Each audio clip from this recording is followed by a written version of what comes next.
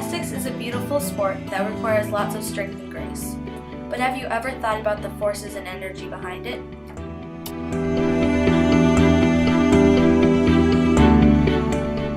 In every gymnastics skill, there are many energy transformations.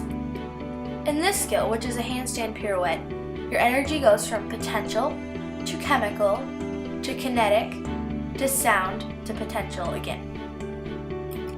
The potential energy is when you are standing. The chemical is when your body reacts. The kinetic is when you're moving. The sound is when your feet hit the mat, and the potential is when you stop again. In this skill, your energy goes from potential to chemical to kinetic to sound to potential. These transformations are exactly the same as the other skill. There could also be creation of heat energy if you're getting hot and sweaty.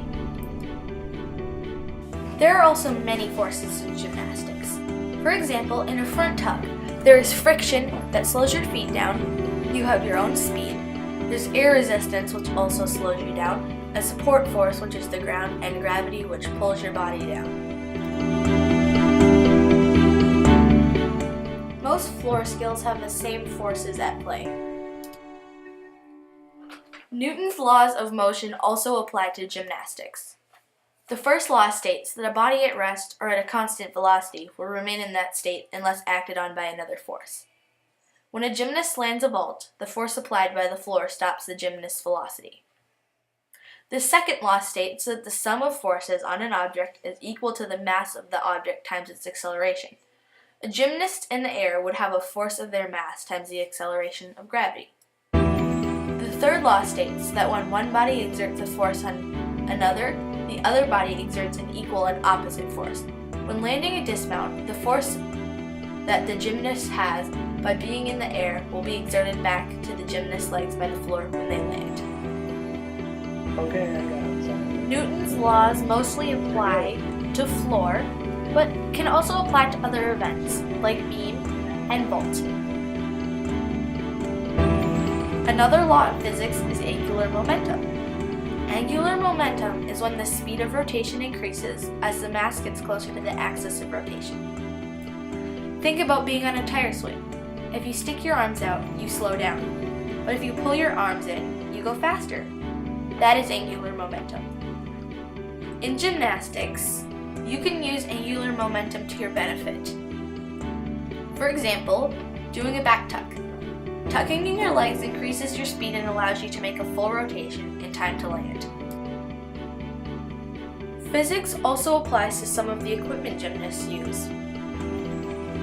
For example, the springboard used in vaulting. The springs in the springboard follow Hooke's law. Hooke's law states that the increase in length of the stretch body is proportional to the applied force.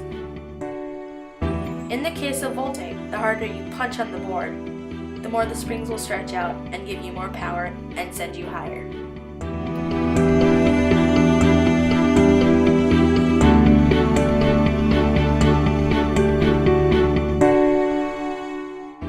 The laws of physics are all around us. A smart athlete would take advantage of this.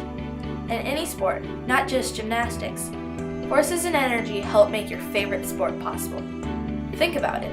Hockey or soccer without gravity or friction wouldn't be fun. They would just be pointless. Thank you so much for watching.